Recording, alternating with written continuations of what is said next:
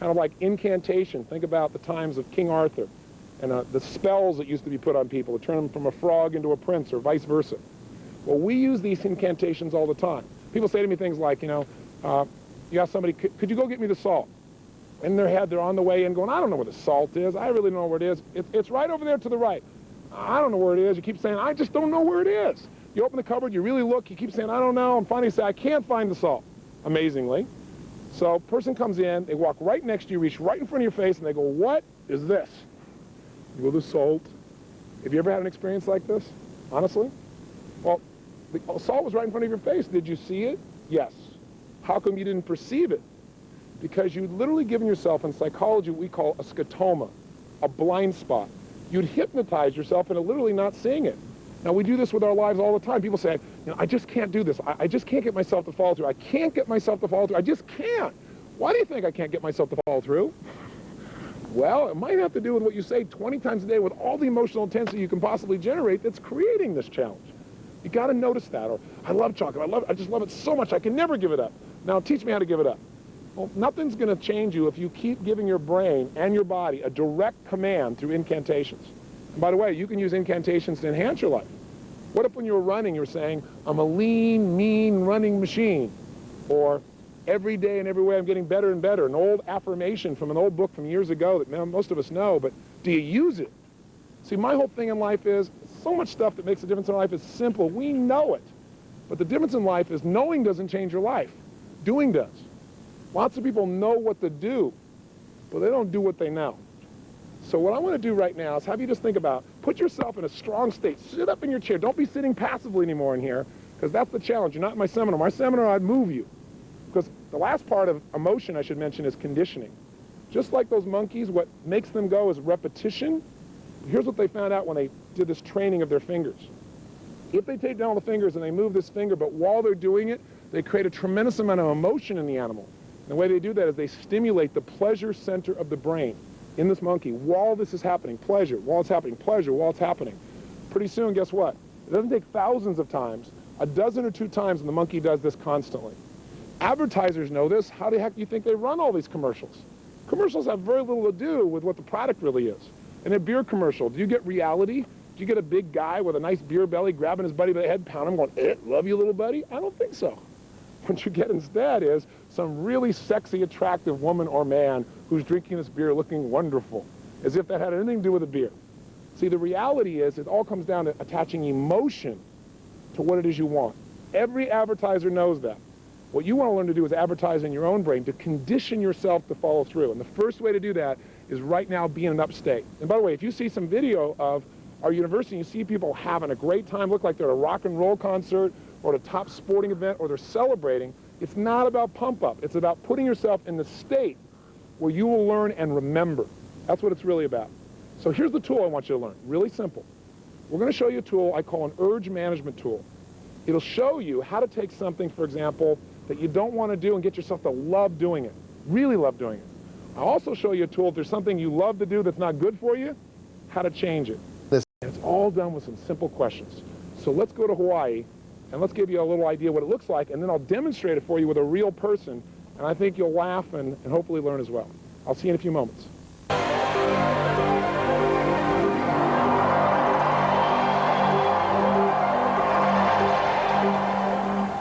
I want to give you one other little tool, and it's a tool that is so simple again.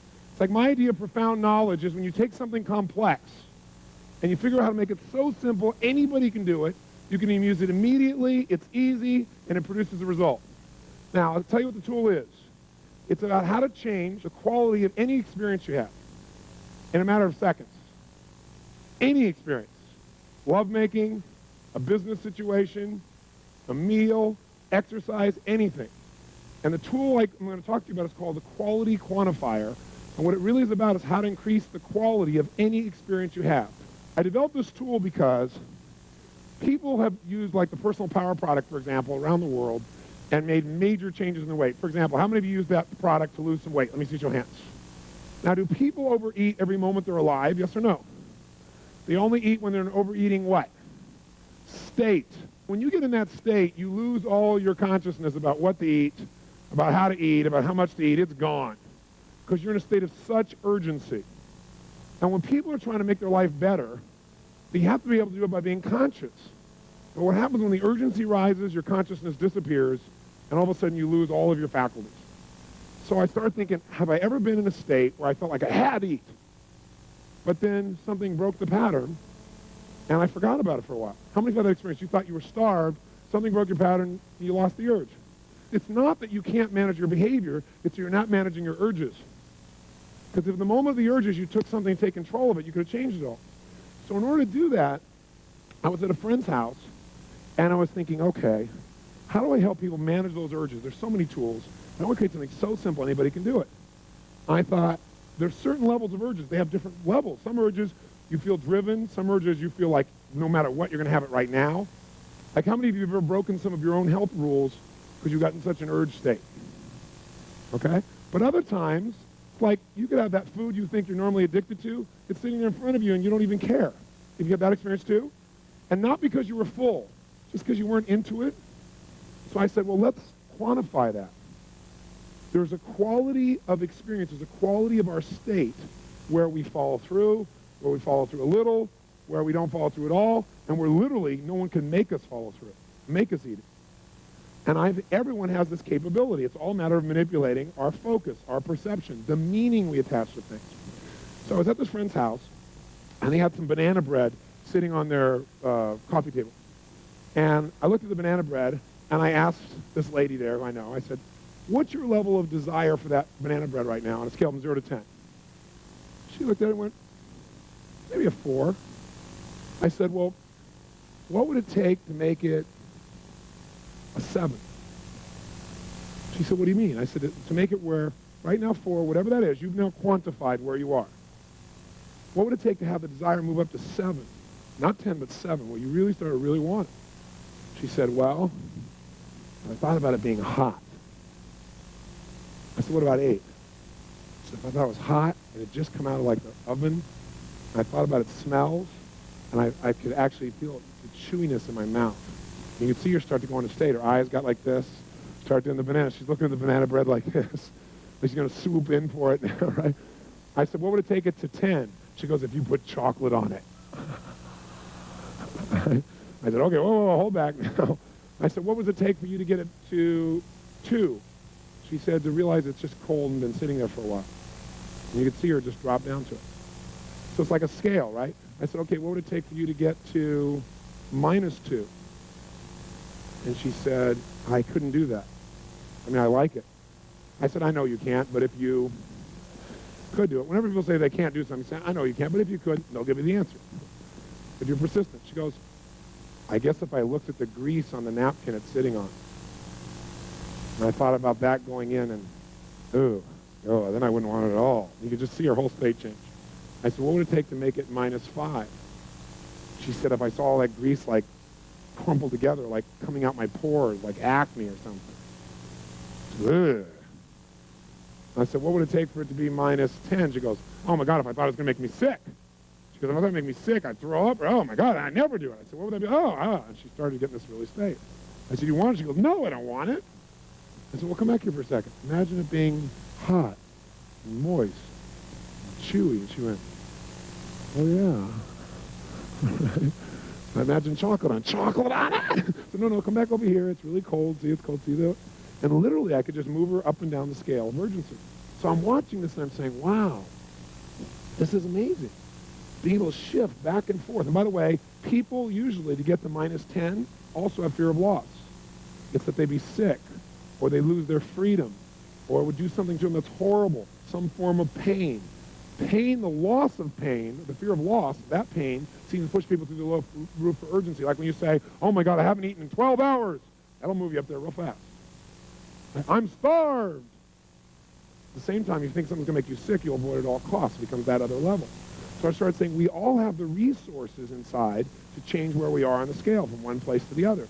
But then I started using this thing, thinking, wow, I could do this beyond food. Most people in life have experiences where they go out and do something and see how it turns out. How silly. How stupid. So I was here in Hawaii for a program a couple years ago, and a good buddy of mine, we run together. We went out on a run, and it was a really hot day, and we were on the Big Island that year. And the place we ran was like where all the volcanoes have just desolate, made it desolate. There's no trees, there's nothing. And it was really, really hot, and there was no wind. So we went on this run, and we were just pushing it pretty good. We came back at the end of the run, and I said, let me ask you a question. I said, how would you rate that run we just did on a scale from -10, worst thing of our whole lives, to +10, the best run ever? He said, I'd say it's like a 6 or a 7. I said, that's exactly where I rated my head, too. I said, let me ask you a question. If you and I were going to go back and run again, is there anything we could have done that would have made it, if we decided it was going to be a level 8 run, could we have done that? If we decided in advance it'd be a level 8 run, could we have done it? He said, yeah. I said, what conditions would we have to create in our head or our bodies? What would you have to do to make that a level 8 run for you? He said, if we would have run like in unison as we're running, because sometimes you went ahead and I went ahead, and we went kind of back and forth, and sometimes we're going back here and there, and sometimes we're teasing each other. But if we were running in unison, he said, that'd be an 8 for me. I said, wow, that's pretty cool. I've never thought of that. Yeah. I said, what would have made it a 9 for you? He said, a 9. He said, if we've been running in unison, and we were running like doing a cadence or something, like saying something, was doing it in unison. He said, it would be awesome. Because I had a military background. Cadence, right? And I said, well, what would have made it a 10? He said, we've been running our guts out, right? I mean, we couldn't even breathe. We're at the end of it, we've been in unison, we've been cranking, and we just collapsed from total intensity and exhaustion. And I said, you know what? I said, I now know why you're always getting injured. Because he's always getting injured when he's exercising. Because the only way for you to have a level 10 experience is to push yourself beyond what is helpful and be totally anaerobic. And he went, whoa. I said, you're totally right. So I want to have a great experience. My complex equivalent in my head of a great experience is so exhausted and I have nothing left. I said, so I've discovered in my life there are lots of ways to have a level 10 experience. There isn't just one way. So how can we have a level 10 experience but not be burnt to the ground? He said, wow.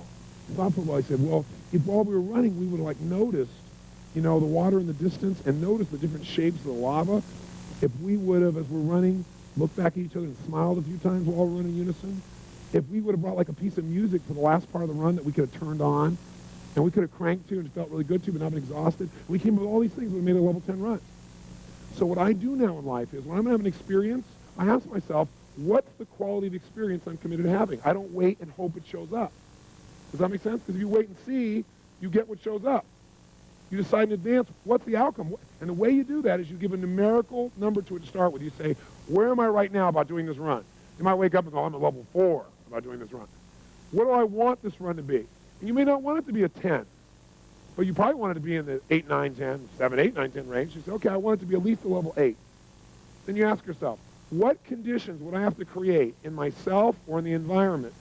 What would I need to do to meet more of my 6 human needs, in essence? Does that make sense? So what would I have to do? What would I have to notice? What would I have to appreciate? What would I have to do with myself? What would I have to think? What would I have to focus on in order for this to be a higher level experience for me? And what happens is you then set yourself up for victory. Now, I came back after this run. I was so juiced because, like I said, now I can have a great run whenever I want. I can just decide to, figure out the conditions, make it happen. We all have this illusion that life makes us feel a certain way rather than we create the conditions within ourselves that generate our life. So false. So what you want to do is see where are you, step 1, 0 to 10. Step 2, how do you want to feel? Describe some of those feelings. Step 3, give it a numerical number. It's going to be a level 8 experience or 9 or whatever. Step 4, what are the conditions that I can control? Not I'll be happy if you do everything I want. And then go do that. Now I'll give you an example of this also. At the same time I was there, I shared this with a group about my run with my buddy. And this one man raised his hand. He said, but running for me is a -10 experience. I said, why? He said, because I'll die of a heart attack. I said, have you died in a heart attack in the past? Is that how you know? He said, no, but I was running one time. My heart started beating out of me. I said, well, how long ago was that? He said, it was 10 years ago. I said, well, are you in better shape, worse shape? What does your doctor say? He said, oh, my doctor says I'm in really, really great shape, but I could never run again because I know what that means. I said, well, great. Tell me what it means. And so he told me what it was at -10. I said, what if it was only -3? I didn't go to +10. That's too big a jump. Do you follow me? One of the big things is you go, I'm going to have a level 10 experience, and you don't even know how to do a 4 yet. So you got to go from, like, wherever you are at 1 or 2 and go to 4, and then go to 6, and then go to 8, and move your way up. I didn't take him to 10. I said, now, as long as you know you're healthy, and you're running in a way that does not tax your heart, you're being totally aerobic, you're going to walk if necessary, you're wearing a heart monitor the whole time. I said, could you do that? He said, yes. He was looking forward to it. He came back the next day. I said, what was your level of run? He said, I got to tell you, it didn't work. Everybody looked, and he said, I had a level 16 run. So I want to show you how to do this in kind of a fun way. Let's take pizza. I think that'll be an easy example. It's a fun example. Who here is absolutely, totally, completely addicted to pizza? You could swallow 2 or 3 of them right now. Nothing can stop you from pizza. That's how much you want it. A total addiction to pizza. If you have that addiction, stand up so I can see it.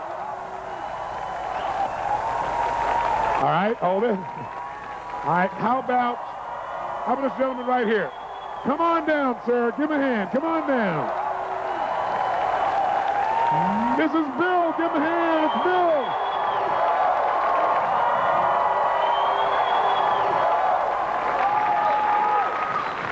First point is you got to recognize where you are currently about the task at hand, whether it's running, whether it's pizza, anything. So you're going to assign a numeric value to your experience. You're going to say on a scale from -10 to what? +10, where are you?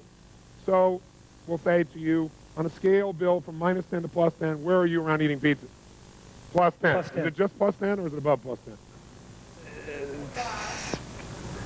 +12. +12. Is that about accurate? Yeah. +12, okay?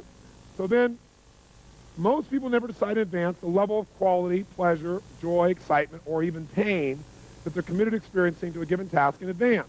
So the second step is to consciously describe what feelings you want to experience while doing a particular activity. The third step is to decide and quantify. You say, I'm going to give it this quality, I'm going to make it a level 10 experience, 9, whatever. The fourth step to the right here is you're going to ask yourself the question, what conditions must I create inside myself or the environment in order to experience this at a level of quality, at level whatever? Okay? What do I need to focus on, appreciate, what do I need to do with the task in order to change how I feel about it? What we'll do here with Bill is we will ask him where he is, and we'll get him to move things for us and tell us what he has to do to change it on the scale. So, Bill, if you imagine this is our scale from -10 to +12. We'll have to add 2 more here for Bill. Okay, so +12.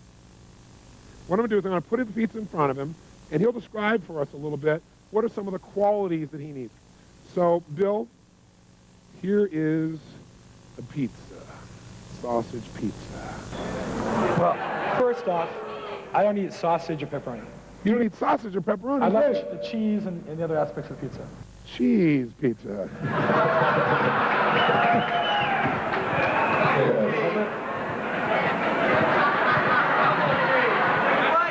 What's your level of desire for this pizza?